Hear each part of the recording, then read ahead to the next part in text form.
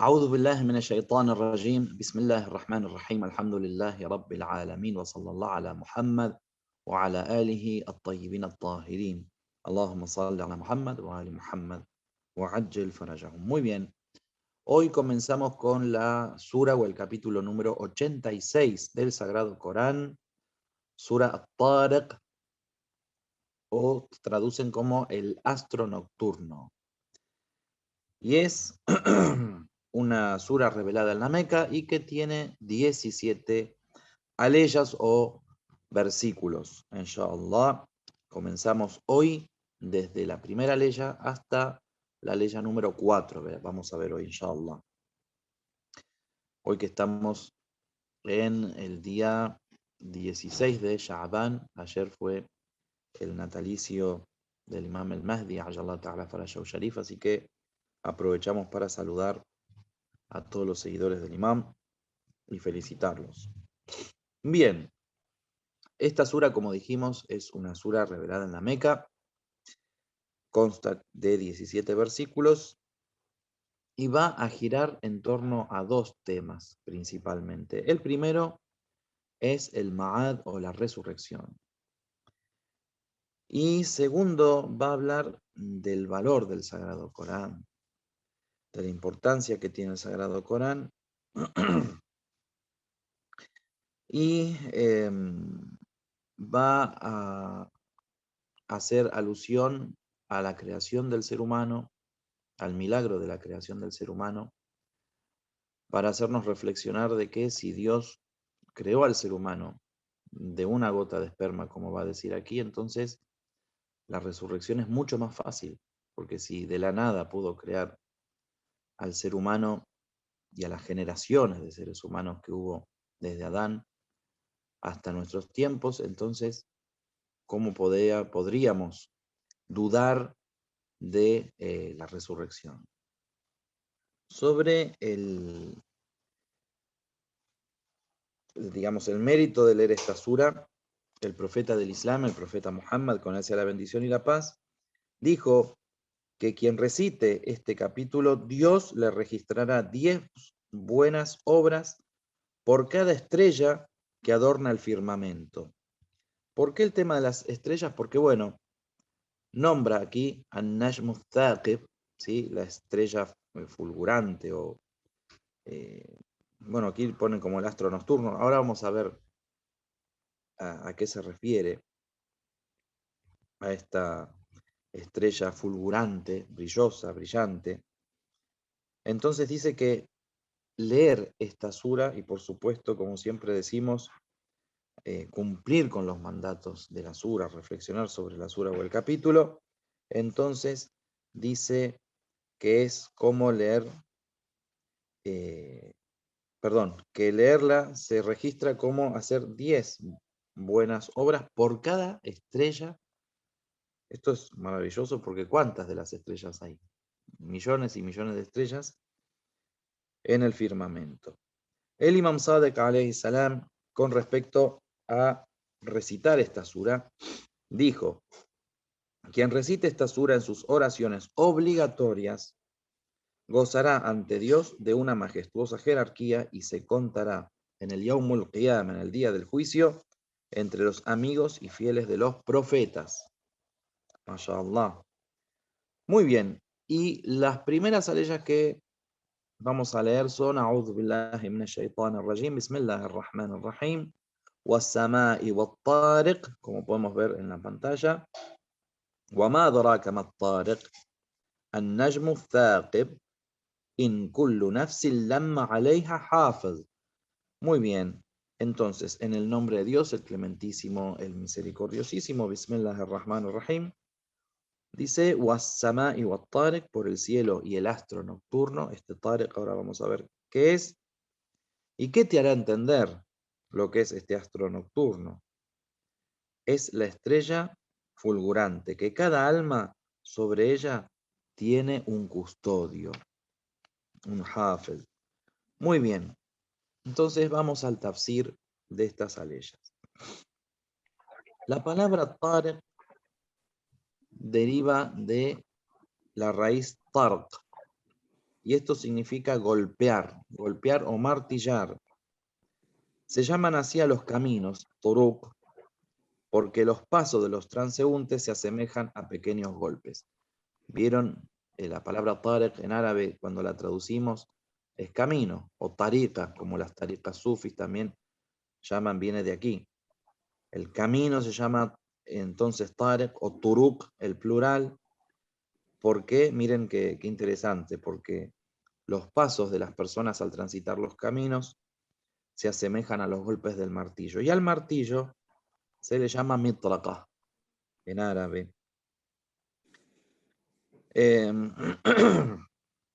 Entonces, dice que es como cuando se golpean, por ejemplo, las puertas también, por eso se denomina así. A la persona que, por ejemplo, golpea la puerta tariq, también se le denomina, porque es como que martillea, ¿no? Entonces, acá relata un hadiz donde el Imam Ali alayhi salam utilizó esta palabra con respecto a un tal Ash'ash ibn Qais, que era un hipócrita que fue a la...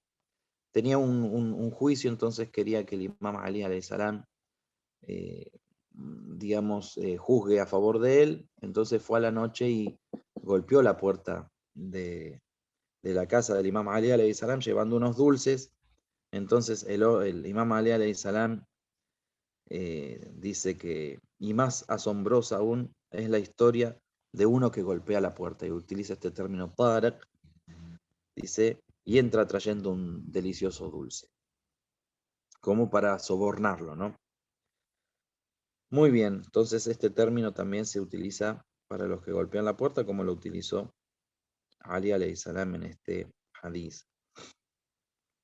Muy bien, pero aquí, en este versículo, el Sagrado Corán define esta palabra como la estrella fulgurante, porque bueno, habla del Tarek y dice, ¿y qué te hará entender lo que es este Tarek? Entonces dice, es la estrella fulgurante. El mismo Corán nos dice qué significa aquí. Es el nombre de una estrella. Y entonces vamos a ver qué dicen los exégetas y qué estrella es. ¿Puede ser cualquier estrella o es alguna en particular? Bueno, sobre esto hay distintas opiniones. Pero bueno, el mismo Sagrado Corán dice An-Najmu Thaqib, o sea que no es cualquier estrella, sino la estrella fulgurante, y en este sentido queda claro que va a ser una estrella en particular que tiene un brillo especial. Entonces dice que aquí, que según las tradiciones interpretan que Tarek se refiere a Saturno. Saturno, como sabemos, es uno de los planetas más brillantes. Es un planeta que está lejos, digamos, de la Tierra y sin embargo se puede ver, cada tanto se puede ver y se puede ver a veces incluso con más claridad, digamos. Es una estrella que sobresale de las otras, digamos, cuando uno mira el firmamento y que también tiene, dicen, algo de 10 lunas o satélites. Y que son realmente, dicen, muy extraños estos satélites. O sea que es Saturno, si fuera en el caso de Saturno, es digno, digamos, por sus características, las características de sus satélites, digamos, las características de su brillo especial, etcétera, es digno de que el Corán jure, o lo mencione en este caso, mencione este astro nocturno. Que como sabemos también, las gentes que viven apartadas o en los campos o en los desiertos, y más en la época que fue revelado el Sagrado Corán, son muy conocedores de las estrellas y las estrellas eran el GPS que tenían en aquella época para saber dónde estaban ubicados, hacia dónde tenían que ir. Entonces, no es extraño que el Corán haga mención a, a una estrella en especial. Muy bien. Por supuesto que para conocer los detalles de, digamos, de lo que hay en el cielo.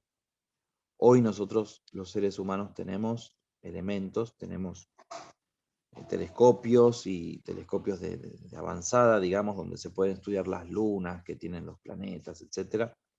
Pero en aquella época no se contaba con esto. Y bueno, en este caso, el Sagrado Corán nos hace reflexionar también al ser humano de aquella época y al ser humano de esta época en los fenómenos que hay en las estrellas y en la maravilla de la creación también. Por eso hace mención a este astro nocturno o Tarek, como lo llaman. Muy bien. Y entonces, una vez que hace mención a ver cómo está traducido, juro por el cielo y por Tarek. Ajá, muy bien. Sí, en algunas traducciones ponen directamente el astro nocturno. Es la estrella que brilla en la noche. Sí, en Najm es la estrella, exactamente. Pero aquí, cuando dice Thaqib, significa, es un brillo especial, algo que deslumbra, digamos, que es fulgurante, como se dice. Muy bien. Entonces, llegamos a esta parte después de, digamos, mencionar esta creación de Dios, y como sabemos, el Sagrado Corán menciona muchas de las creaciones de él en el universo, como para también llamar a la reflexión al ser humano. Inclusive cuando comienza un capítulo del Corán, lo hemos visto ya varias veces en varios capítulos, es un llamado de atención para lo próximo que va a decir, ¿sí? El ser humano presta atención, ¿por qué? Porque le nombra algo maravilloso de la creación y del poder divino, digamos, y entonces luego va a anunciar algo. ¿Qué es lo que dice acá inmediatamente?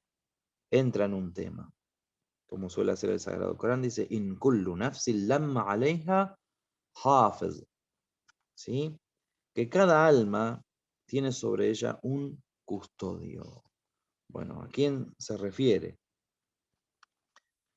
Esto también es un llamado de atención para el ser humano, de que sepa que no se encuentra solo, de que hay ángeles custodiándolo. Y esto tiene dos efectos en el ser humano.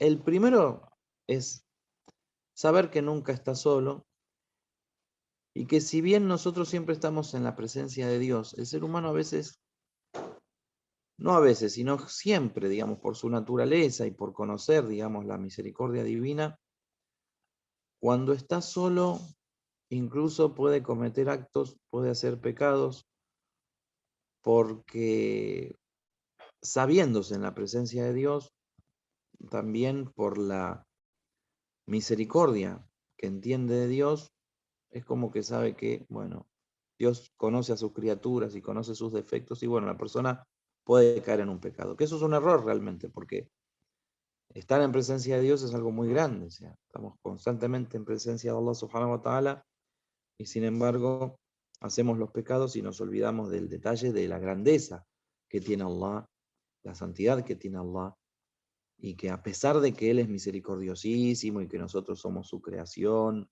podemos decir su creación mimada, ¿no? Eh, porque bueno, el ser humano es Khalifatullah, y etcétera, etcétera. Verdaderamente vamos a ser Khalifatullah cuando realmente y sentamos pudor y vergüenza ante Allah de cualquier acto que podamos hacer en su presencia. Sin embargo, Allah Ta'ala aquí nos recuerda que no solamente no estamos solos porque estamos en presencia de Él, sino que también hay custodios, hay ángeles. Entonces, esto tiene dos efectos, como dijimos. Uno de los efectos es que el ser humano comprenda, sepa que no está solo y que está a la vista de los ángeles, y ya los ángeles no son como Dios. Entonces, eh, el ser humano ya se cuida de las acciones que va a realizar por vergüenza, por lo que sea, pero bueno, Lo importante es eso, que sabe que está a la vista de criaturas que son tan dependientes como Dios de él, que son los ángeles, pero que bueno, el ser humano va a tener más cuidado con lo que hace. Y segundo también, como son ángeles, y aquí los nombra como custodios, hafez, ¿sí? Alguien que cuida, que protege o protector, entonces eso también le da al hombre una seguridad y una esperanza de obtener la ayuda de los ángeles. Entonces, y sabemos que hay muchas súplicas que se hacen y que Dios, por estas súplicas o por estas lecturas del Sagrado Corán, por ejemplo, envía miles de ángeles, por ejemplo, en algunos hadices se habla de 70.000 ángeles, o, o de un ángel, o de 100 ángeles, o de 300 ángeles, según, digamos, el dua o digamos, la lectura del Sagrado Corán que hagamos, por ejemplo, antes de dormir, leer una vez Ayat al-Kursi, Dios envía un ángel para que cuide a esa persona. Si lo lee 2 veces, envía otra cantidad de ángeles. Si lo lee 3 veces, dice, bueno, ya son cientos y cientos de ángeles que Allah envía para cuidar a esa persona en su sueño, etcétera, etcétera. Por poner un ejemplo. Entonces, eso le da una seguridad a la persona. Eh, Generalmente, incluso los cristianos, por ejemplo, creen en el ángel de la guarda y a veces ponen bajo el cuidado del ángel de la guardia a sus hijos y les enseñan a los hijos a hacer súplica antes de dormir. Es muy famoso eso en Occidente. Y pedir al ángel de la guarda que los custodie. Bueno, en el Islam tenemos esto, ángeles que custodian, ángeles que protegen a las personas de aquellos sucesos que pueden ser desagradables o calamitosos.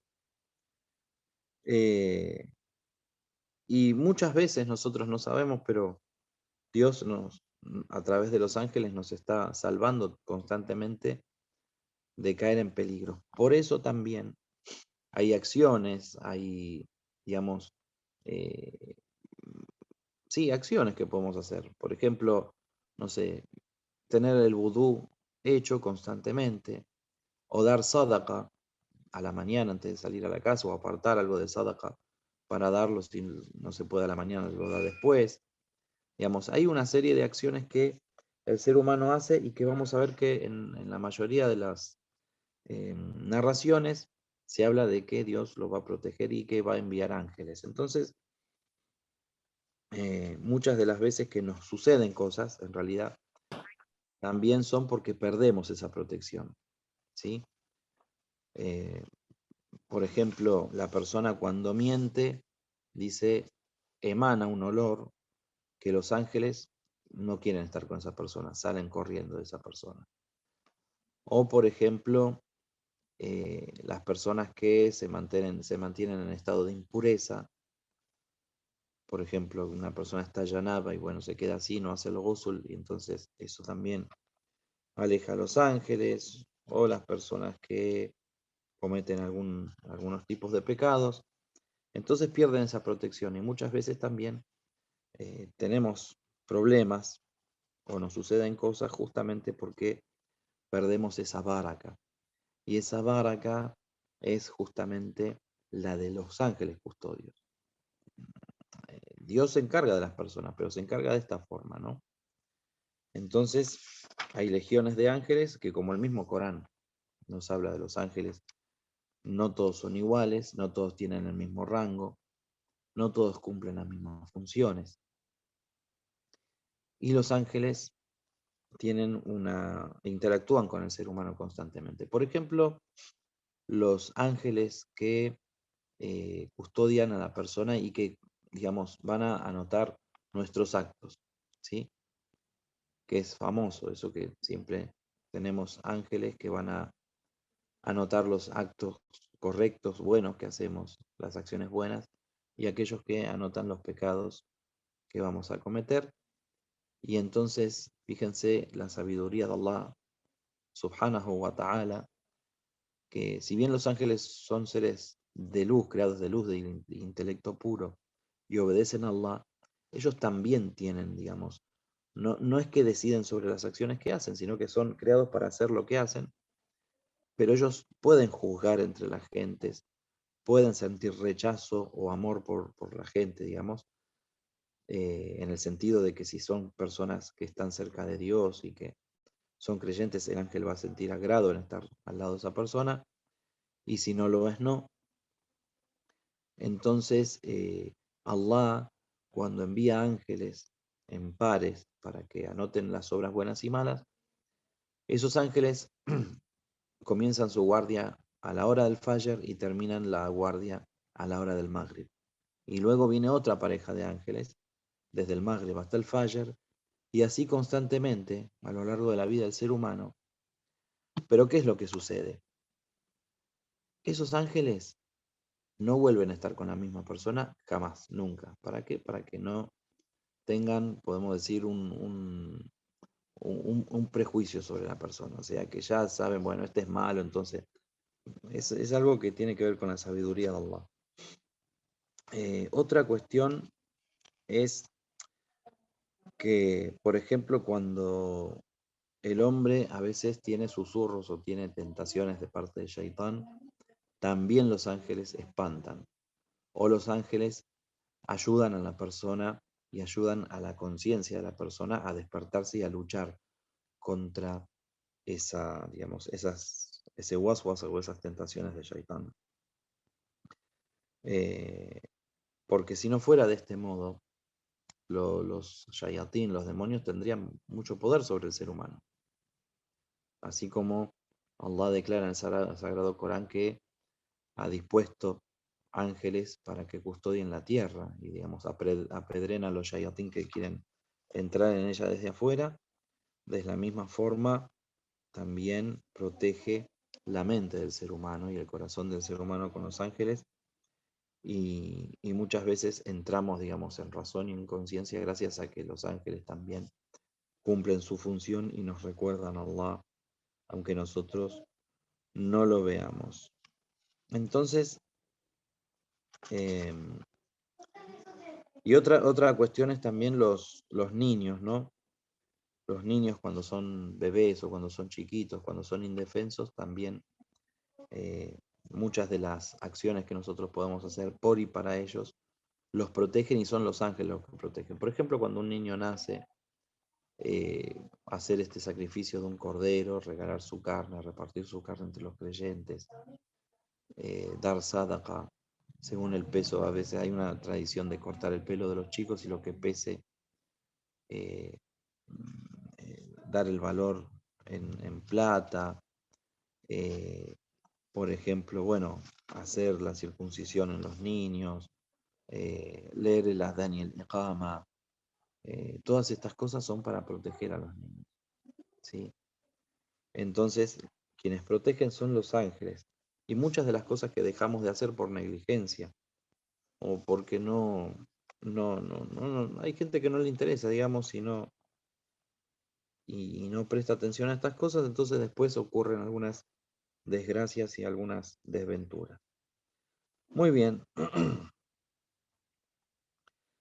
Entonces, nosotros tenemos que saber aquí que todos nuestros actos, todo lo que nosotros vamos a realizar en la vida también queda registrado y también son los ángeles los encargados de registrar nuestras acciones y por lo tanto surge una pregunta sobre estos ángeles custodios y particularmente sobre aquellos que van a recopilar todas nuestras acciones a lo largo de nuestra vida.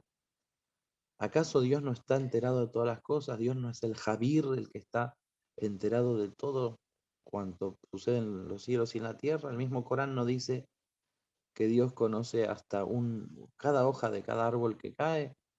Entonces, ¿para qué es necesario que haya ángeles que anoten las cosas si Dios ya conoce todo? La respuesta es que esto también es por y para el ser humano, no para Dios. Dios conoce todas las cosas, incluso mejor que los ángeles.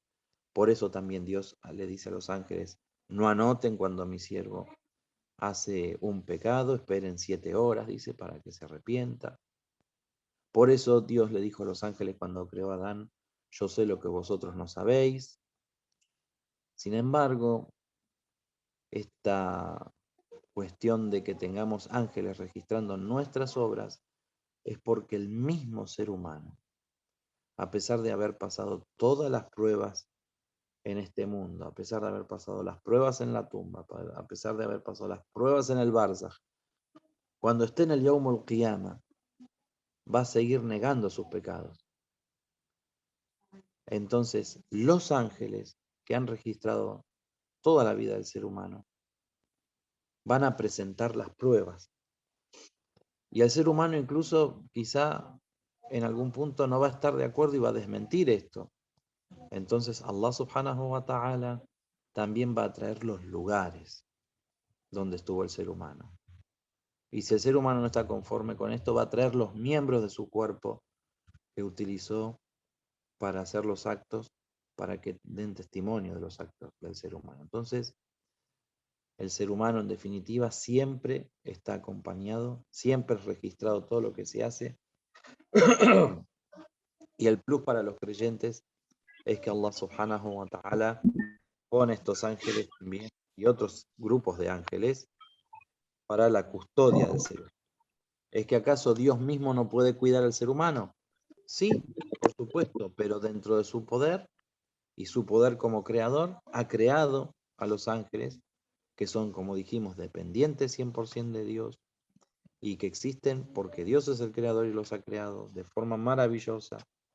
Incluso el ángel Gabriel, alayhi salam, el profeta dice, cuando él se presenta en su forma de ángel, cubre todo el horizonte, desde occidente hasta oriente. Puede cubrirlo todo. Subhanallah. Entonces, estas maravillas que Dios ha creado en los ángeles, es lógico que Dios también las establezca, las ponga como guardianes, pero Dios es el que da la orden, no los ángeles. Entonces, Dios nos está cuidando a través de estos ángeles. Y bueno, entonces Dios hace este tipo de menciones y de juramentos y de recuerdos para el ser humano. Y también fíjense que los mezcla con su creación material, como son los astros, como son las estrellas, como es en este caso una estrella luminosa. También de esa forma nos recuerda una creación sutil como los ángeles. Y llegamos a la leya número 5, y aquí estamos entrando en la cuestión de la creación del hombre. No la vamos a ver hoy la leya número 5, la vamos a dejar para la próxima clase.